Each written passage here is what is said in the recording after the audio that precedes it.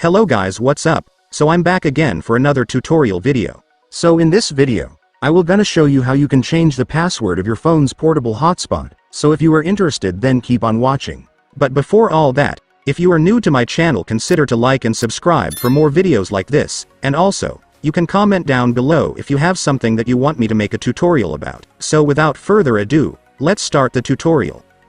So to change the password of your portable hotspot, it's actually so easy.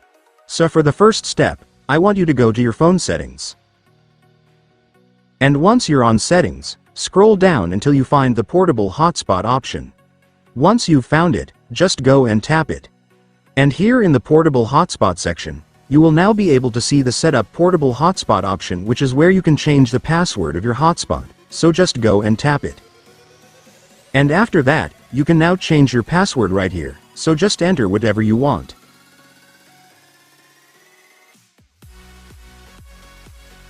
And once you're done entering your new password, just tap the check the button to completely save your changes. And then that's it guys, it's done. Congratulations, your hotspot password will now be changed.